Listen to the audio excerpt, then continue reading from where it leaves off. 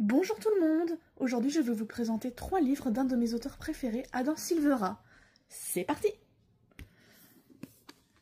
Et ils meurent tous les deux à la fin, aux éditions Robert Laffont. Aux États-Unis, il y a une société nommée Deathcast qui peut prédire le jour de votre mort. Et elle vous appelle dans les 24 heures avant. Vous recevez un appel et elle vous dit « Bonjour monsieur, madame, vous allez mourir d'ici 24 heures. » C'est une mort inévitable.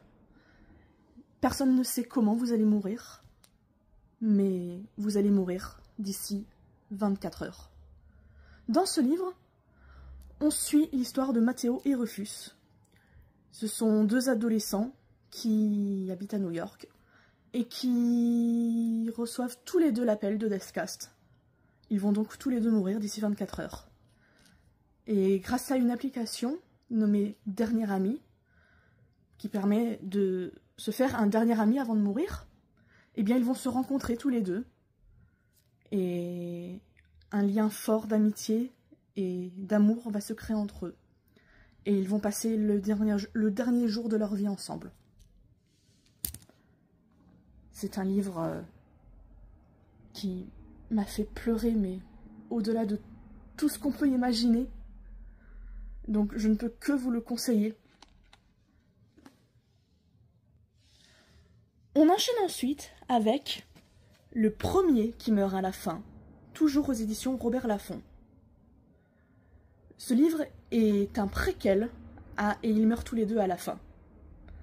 Dans ce livre, on fait la rencontre d'Orion et Valentino. Orion habite à New York et Valentino vient de s'y installer. Ils se rencontrent tous les 2 à Times Square et entre eux c'est le coup de foudre. Malheureusement, Deathcast appelle l'un d'entre eux, et seulement l'un d'entre eux. Et eh bien, ils vont passer leurs derniers moments ensemble, tout comme le premier livre. Et je crois que ce livre m'a encore plus fait pleurer que l'autre, parce que dans « Et ils meurent tous les 2 à la fin », comme le titre l'indique, les 2 meurent. Donc, je me suis rassurée en me disant, au moins ils sont ensemble dans l'après-vie. Mais là, il n'y en a qu'un seul des 2 qui meurt. Je ne vous dirai pas lequel, bien sûr. Voilà. Donc, préparez vos boîtes de mouchoirs pour ces 2 livres, s'il vous plaît. On termine ensuite par « Tu ne m'as laissé que notre histoire » aux éditions Robert Laffont, toujours. Dans ce livre, on suit l'histoire de Griffin et de Théo. Théo est le premier amour de Griffin. Malheureusement, il meurt dans d'atroces circonstances. L'histoire va alterner entre le passé, où on raconte l'histoire d'amour entre Griffin et Théo, et jusqu'à leur séparation,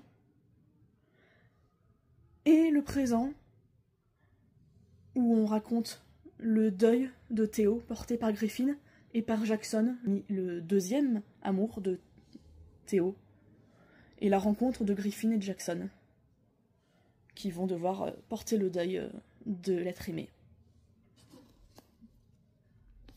Ce livre m'a aussi fait pleurer, honnêtement. Un peu moins que les 2 précédents, mais ça vaut le coup, honnêtement. Voilà. Voilà, j'espère que ces recommandations vous plairont. Je ne peux que vous conseiller ces 3 livres. Et je vous dis à bientôt pour une nouvelle recommandation lecture. Bye bye!